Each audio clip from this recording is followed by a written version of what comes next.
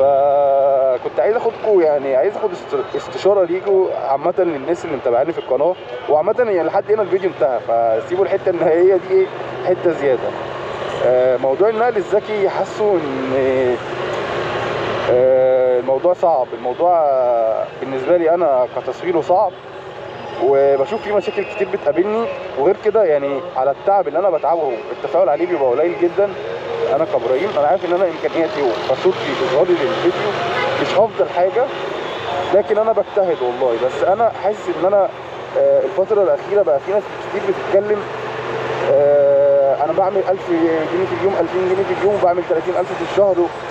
فانا الفيديوهات دي لا، انا عايزك تتكلم بواقعيه. انت ممكن تعمل 1000 جنيه في اليوم، بس مش كل يوم، يعني ممكن يوم تعمله عادي، بس مش ده الطبيعي. الطبيعي ان انت مثلا قول يا عم 400 500 جنيه مثلا لو انت هتشتغل 6 7 ساعات وهتظلم نفسك، يعني قول يا عم ايه، لا على حسب بقى برضه طريقه شغلك.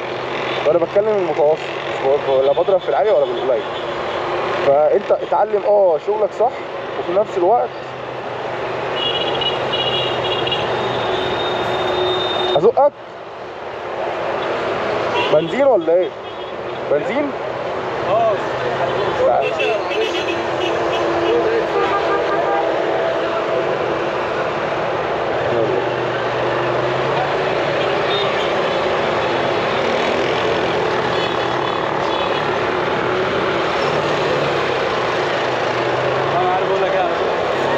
عادي البنزينة ايه يا عم؟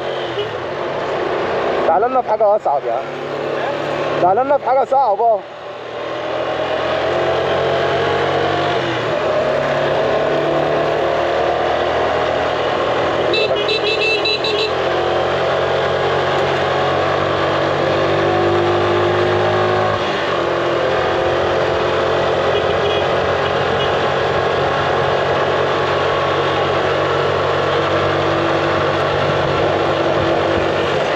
واحدة، خلي بالك خلي بالك خلي بالك خلي بالك، واحدة واحدة.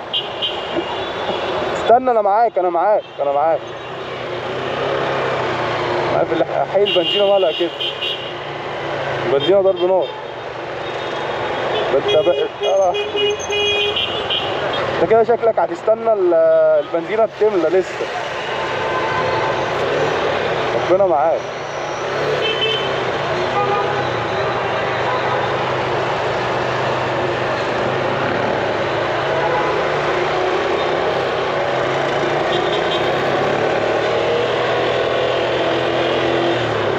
ايه هتروح فين؟ انت مفيش بنزينة تانية هنا، انت هتطلع على 45 في الاخر على اليمين، يا اما تطلع شارع القاهرة وبعيدة.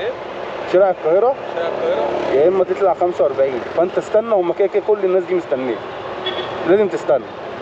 خلاص شكرا غالي. حبيبي ربنا يخليك.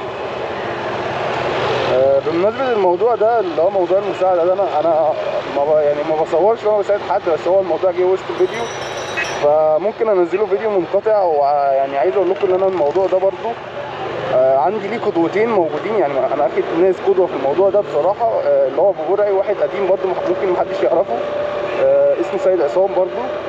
فالناس دي ربنا يجازيها خير على اللي هم بينشروا الفكره بتاعت ان انا اساعد حد، او لو حد عطلان بتاع.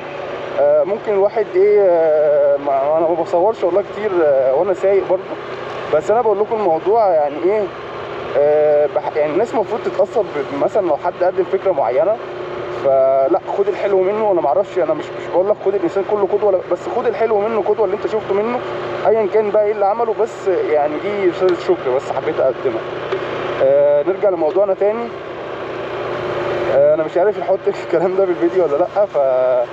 يعني موضوع النقل الذكي انا بقيت يعني لو حد، ان في ناس ممكن تسيب شغلها، وممكن حد يجيب موتوسيكل قسط، ممكن يبقى حد معاه وظيفه مثلا حكوميه ثابته بتامين بحاجه، لا ما تسيبهاش. يعني انا ممكن تجيب الموتوسيكل زي ده، هتقول لي هتجيب قسط يا عم، انا ما بحبش القسط بقى، وفي حتى هو في شبهه حرمانيه. فانت حتى لو هتجيب قسط يعني وخلاص القسط ده حلال، على الاقل تبقى تدفع اكتر من نص ثمنه.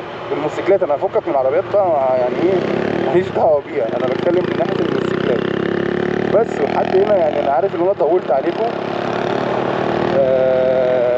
اتمنى ان انا ايه اكون بقدم معلومه مفيده او حد بيستفاد من الكلام اللي انا بقدمه بس. والسلام عليكم ورحمه الله وبركاته.